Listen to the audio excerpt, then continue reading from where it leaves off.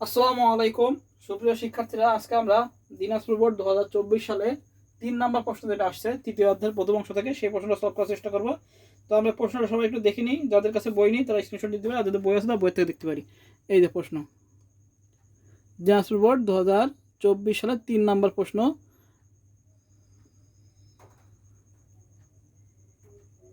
এবার আমি প্রশ্নটা পড়ি কি আছে। প্রশ্নটা আছে হলো, শিক্ষক 755 সংখ্যাটি কম্পিউটার বোধগম্য ভাষায় রূপান্তর করে দেখালেন। তিনি আরও বললেন, 0 এবং 1 পদ্ধতি ব্যবহার করে কম্পিউটার ডিজাইন নিয়ন্ত্রিত ও পরিচালিত হয়। আচ্ছা, ক নাম্বার প্রশ্ন আছে লজিক গেট কি। আমরা সংখ্যাটা সবাই জানি যে লজিক গেট কি কাকে বলে। যে সকল ডিজিটাল সার্কিট যুক্তিমূলক সংকেতের প্রভাব নিয়ন্ত্রণ করে তাকে লজিক গেট বলে। ক নাম্বার আমরা দেবো, যে সকল ডিজিটাল সার্কিট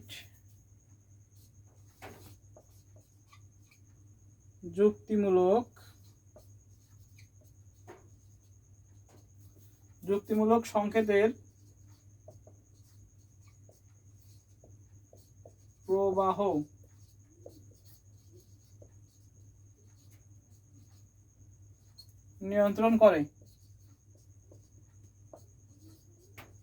তাকে লজিক গেট বলে।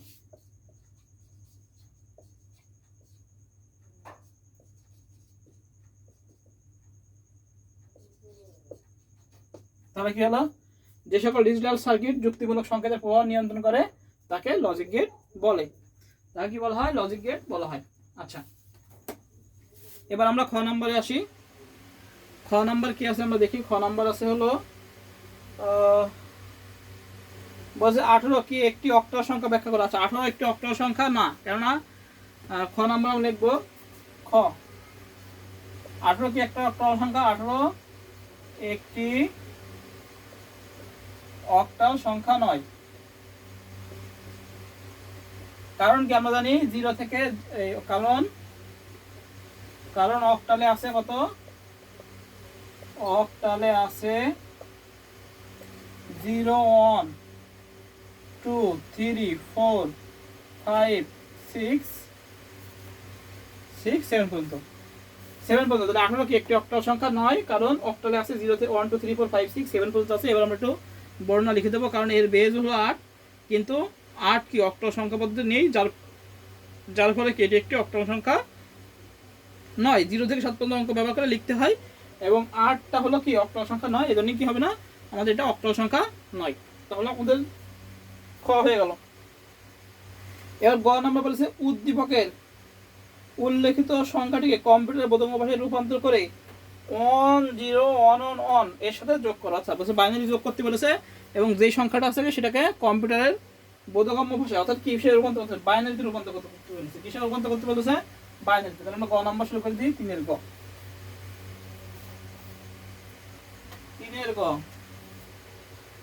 3 দাগ নাম্বার দিয়ে আছে, এই জন্য আমি গ নাম্বার দিচ্ছি একবারে। তাহলে আমাদের করতে বলছে কি বাইনারি কত? 700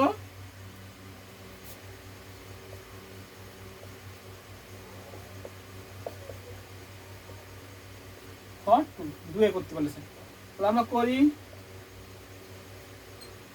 কত দিয়ে ভাগ করবো? অবশ্যই 2 দ্বারা। আমরা ক্যালকুলেটর ধরি। 755 ভাগ 2, তাহলে কত হচ্ছে? 3 7 7।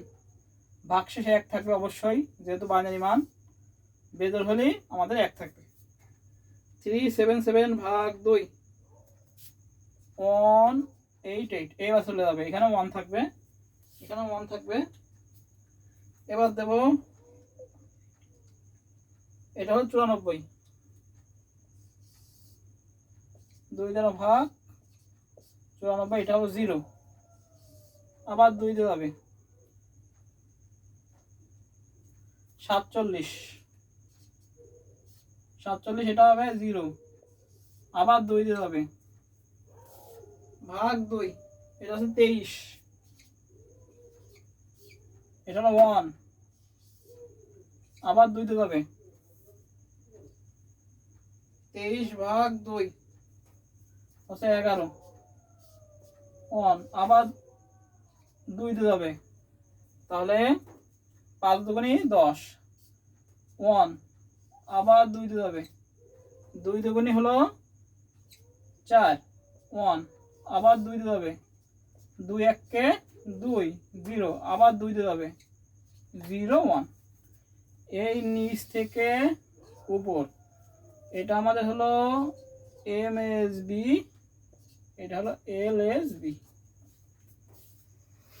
এটা ওরে বাবা নিচে লেগেছে একদম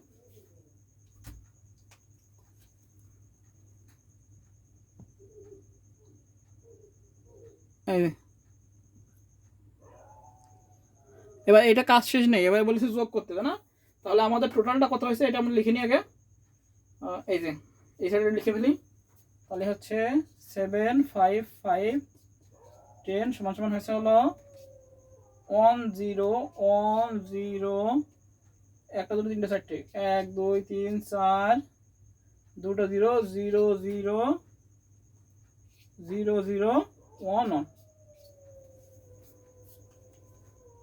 1 এটা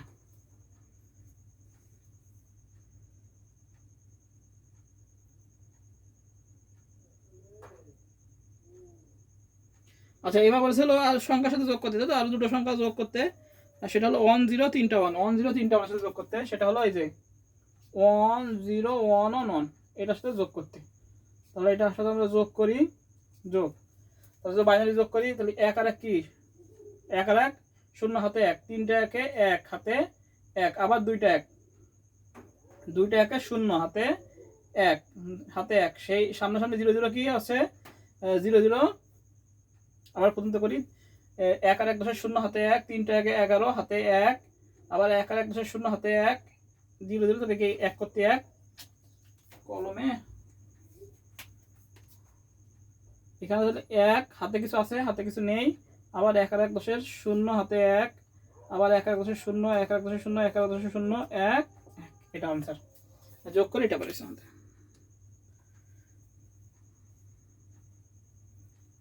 আমরা লিখতে পারি যে 7 5 5 10 সংখ্যাটি কম্পিউটারের বোধগম্য ভাষায় হয়েছিল 1 0 1 1 1 1 0 0 1 1 এবং 1 0 1 1 1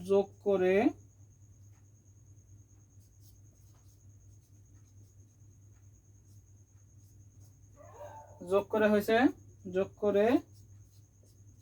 হয়েছে 1 1 0 0 0 1 1 0 1 0 2 এটাই आंसर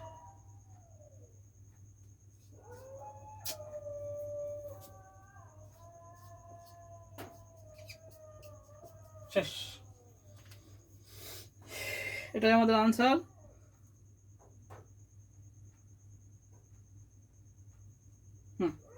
তাহলে কি বলছিল যে এই সংখ্যাটাকে কম্পিউটার বোধগম্য ভাষায় রূপান্তর করতে তার মানে বাইনারি ভাষায় রূপান্তর করতে আমরা করলাম এই যে এটা নিচেতে এমএসবি আর উপরে এলএসবি এই সাইড করে নিচে করা ছিল জায়গা নেই বলে আমি এখানে করে দিয়েছি এবার লিখলাম বাইনারি মান এবার যেটা যোগ করতে বলেছে সেটা যোগ করলাম যোগ করে আমি লিখবো এই সংখ্যাটিকে এই 755 সংখ্যাটি কম্পিউটার বোধগম্য ভাষায় রূপান্তর করে এত হয়েছে এবং এর সাথে এত যোগ করে এত হয়েছে এটাই আমাদের উত্তর তাহলে ক নাম্বার গেল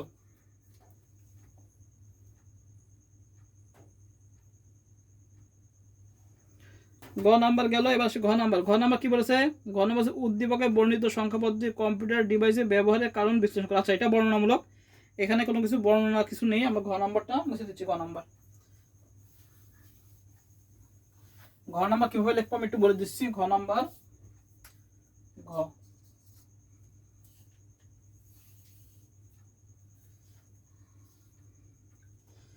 বলেছিল উদ্দীপক বর্ণিত সংখ্যা পদ্ধতি কম্পিউটার ডিভাইসে ব্যবহারের কারণ ব্যাখ্যা করা। আচ্ছা উদ্দীপকের সংখ্যা পদ্ধতিটি হলো বাইনারি সংখ্যা পদ্ধতি আমরা লিখবো হলো এভাবে লিখবো যে উদ্দীপকের বর্ণিত সংখ্যা পদ্ধতি হলো বাইনারি সংখ্যা পদ্ধতি এই পদ্ধতিতে কম্পিউটার ডিজাইনে ব্যবহার কারণ আমরা লিখতে পারি কি কম্পিউটার কীভাবে ব্যবহার করে বাইনারি সংখ্যা পদ্ধতি ব্যবহার করে 0 1 0 1 এভাবে আমরা সুন্দর করে বর্ণনা লিখে দেবো হ্যাঁ মোটামুটি এটা বলার কিছু নেই এটা জাস্ট আমরা লিখে দেবো এইভাবে হ্যাঁ মেন উত্তর থিম হলো কি এই সংখ্যাটি বাইনারি সংখ্যা পদ্ধতি বা বাইনারি সম্পর্কে কম্পিউটার বাইনারি সংখ্যা পদ্ধতি ছাড়া কিছু বোঝে না, কম্পিউটার যে কোনো সংখ্যা পদ্ধতি দিলে সেটাকে বাইনারি করে, এভাবে লিখে আমরা সুন্দর করে বর্ণনা দিয়ে মোটামুটি শেষ করে দেবো।